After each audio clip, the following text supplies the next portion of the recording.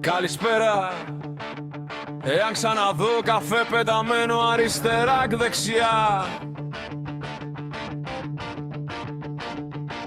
ή νερό αποθηκευμένο στο στόκ ή σε άλλο σημείο του μαγαζιού,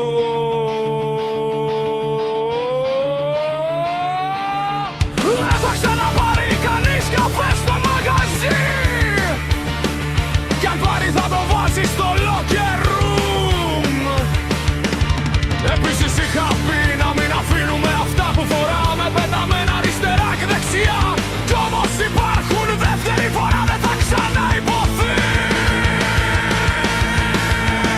Να σεβόμαστε τους συναδέλφους μας και το χώρο εργασίας.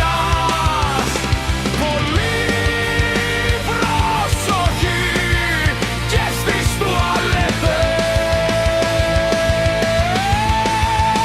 Να σεβόμαστε τους συναδέλφους μας και το χώρο εργασίας. Πολύ προσοχή και στις τουαλέτες.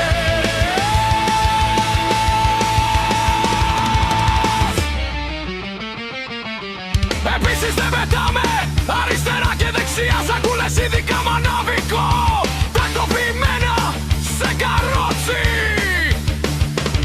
Ούτε τα φρούτα πεταμένα έχω πει να παίρνουνε ένα καφάσι μαύρο κοντά στο μανάβικο. Και δεν να βάζουμε εκεί ό,τι θεωρούμε ακατάλληλο.